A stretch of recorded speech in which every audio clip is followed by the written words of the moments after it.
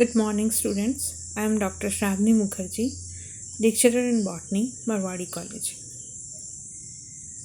Students, we are studying the chapter 5 Principles of Inheritance and Variation. This is part 6 and lecture 17. In lecture 16, we have already studied about the 3 laws of Mendel's. One law was left. Today, we study about Mendel's dihybrid cross and law of independent assortment. Now first, Mendel's dihybrid cross. Mendel studied inheritance of two pairs of contrasting characters at a time. A breeding experiment dealing with two characters at the same time is called dihybrid cross. तो student, हम लोगों ने पिछले class में Mendel के तीनों laws को पढ़ा था. एक लॉज बाकी था, that is law of independent assortment और मेंडल का डाईहाइब्रिड क्रॉस. क्योंकि ये law of independent assortment dihybrid cross से ही प्रूव होता है, इसलिए ये दोनों को एक साथ पढ़ना है. मेंडल ने एक साथ दो कैरेक्टर्स को लेके क्रॉसिंग एक्सपेरिमेंट किया था और दो कैरेक्टर्स जब एक ही साथ हाइब्रिडाइज किए जाते हैं तो उसको डाई हाइब्रिड क्रॉस कहते हैं. मेंडल कंसीडर्ड, उन्होंने क्या क्या लिया था? Shape of seed and colour of cotyledons. ये दोनों कैरेक्टर्स एक साथ उन्होंने लिया था. He crossed a pea plant having round seed with yellow cotyledon, which was a dominant character, and wrinkle seed with green cotyledon, which was a recessive character. All the plants of F1 generation had round seeds with yellow cotyledons. F1 plants on selfing produced F2 generation with 4 types of plants in 9:3:1. Round seed with yellow cotyledons 9, round seeds with green cotyledons 3,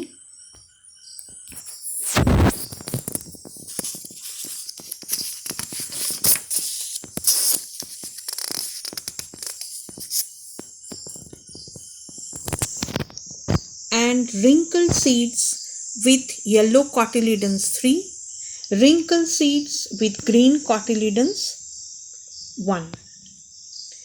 Now the results of dihybrid cross. But उसके पहले हम लोग थोड़ी देख लें कि किस तरह से उन्होंने क्रॉसिंग करवाया था. उनके लिए पेरेंट्स क्या थे? तो round seed with yellow cotyledons और wrinkle seeds with green cotyledons, ये पेरेंट्स थे. जब F1 मिला उनको इन दोनों के क्रॉसिंग से, तो कैसा मिला? तो सारे ही डोमिनेटिंग कैरेक्टर वाले थे, that is round seeds with yellow cotyledons. अब F1 को उन्होंने सेल्फिंग करवाया. तो सेल्फिंग करवाने से उनको 4 तरह के पौधे मिले. किसमें? F2 generation. कैसे पौधे मिले? Round seed with yellow cotyledon, round seed with green cotyledon, wrinkle seeds with yellow cotyledon and wrinkle seeds with green cotyledon. ये 4 तरह के पौधे मिले जिनका रेशियो था 9:3:3:1. अब इसको हम थोड़ी डिटेल्स में पढ़ते कैसे। तो results of dihybrid cross. Number 1 is 4 types of plants in F2 generation in the ratio of 9:3:3:1. Number 2, 2 new combinations of traits are round seeds with green cotyledons and wrinkle seeds with yellow cotyledons. ये जो दो नए combination मिले, ये combination अपने parental combination यानी round seed with yellow cotyledons and wrinkle seeds with green cotyledons से बिल्कुल अलग थे। इसमें जो round seeds with green cotyledons है, इसमें आप ध्यान दीजिए कि एक डोमिनेंट कैरेक्टर है, दूसरा रिसेसिव। और जो wrinkle seeds with yellow cotyledons है, इसमें रिंकल सीड्स एक रिसेसिव कैरेक्टर है और येलो कॉटिलिडन्स एक डोमिनेंट कैरेक्टर। इस रिजल्ट पर उन्होंने लॉ ऑफ इंडिपेंडेंट असॉर्टमेंट बनाया। What is law of independent assortment? Mendel found out the law of independent assortment from the F2 generation of a dihybrid cross. This law states that the factors of each character are distributed into the gametes independently of the factor of any other character. Hence, he found that the inheritance of cotyledon color was independent of the inheritance of seed shape, which proved by the formation of 2 new combinations, that is, round seeds with green cotyledons and wrinkle seeds with yellow cotyledons. Both were new combination of seed shape and seed colors.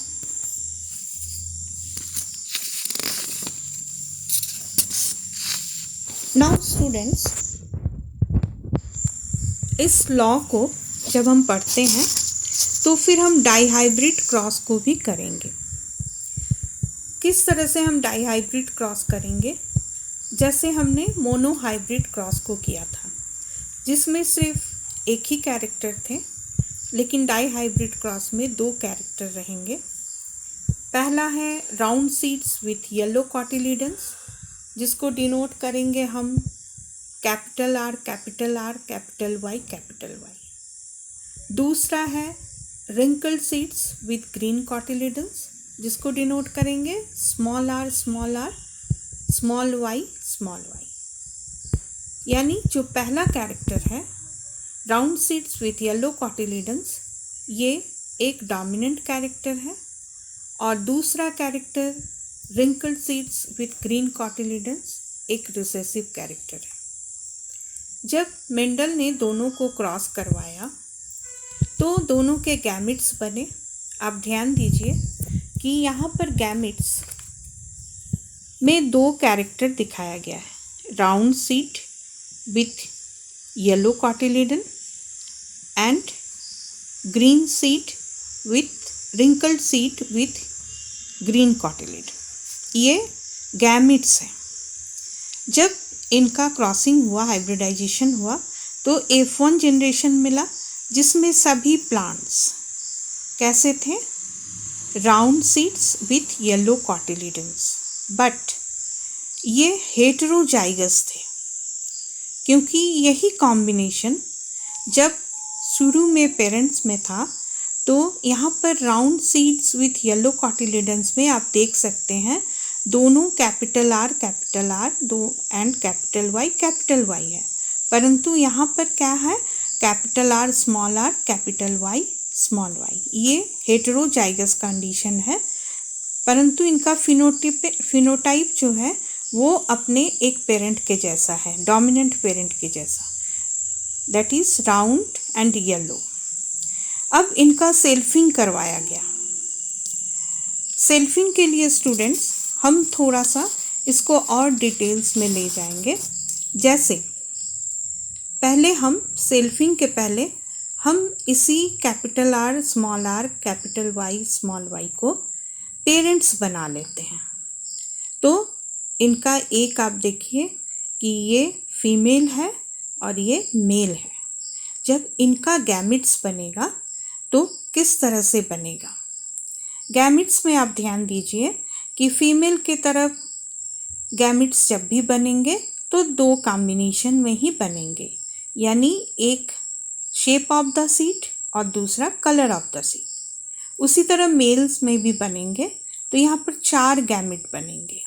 कैसे बनेंगे? Capital R capital Y, capital R small r capital Y, small r and small y। सिर्फ ये female के लिए है, तो mail के लिए भी इसी तरह का सेम गैमेट्स बनेंगे।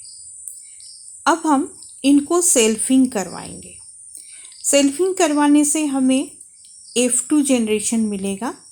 F2 जनरेशन के क्रॉस को हम किस तरह से दिखाएंगे? तो F2 जनरेशन के क्रॉस को आप देखिए किस तरह से आप बनाएंगे। ये जो स्क्वायर बना हुआ है इसमें आप अच्छी तरह से सभी क्रॉस को दिखा सकते हैं। इस स्क्वायर को पनेट स्क्वायर कहा जाता है, जिसको हम नेक्स्ट क्लास में फिर से पढ़ेंगे और कैसे बनाते हैं वो भी बताएंगे। परंतु इस स्क्वायर में आपको सिर्फ ये दिखाना था कि ये जो पेरेंटल कॉम्बिनेशन था that is round yellow and wrinkled green, ये कैसे मिले। इसमें आप देखिए जितने भी कैपिटल R कैपिटल Y जहाँ भी है ये सारे राउंड येलो बन गए।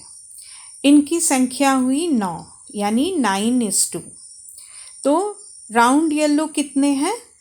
9 है। अब पूरे को गिनेंगे इसमें तो आपको राउंड येलो 9 मिलेंगे।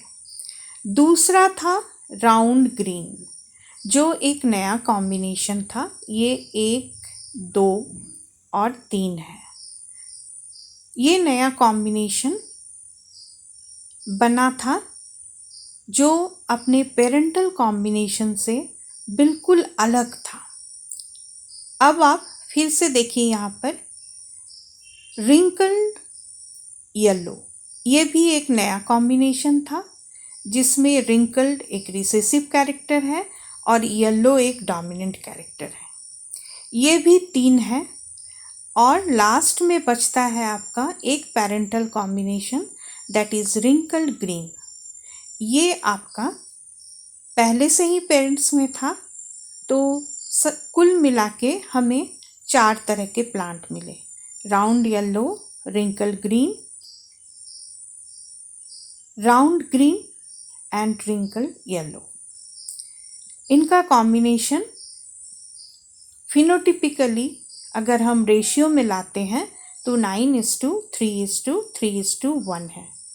तो आप देख सकते हैं कि डाईहाइब्रिड क्रॉस में उसका फिनोटिपिक रेशियो क्या बना? 9:3:3:1।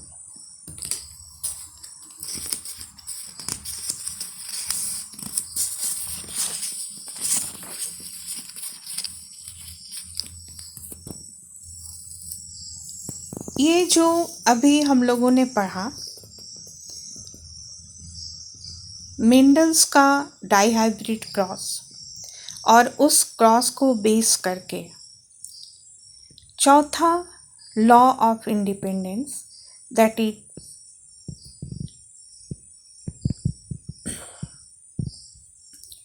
Law of independent assortment.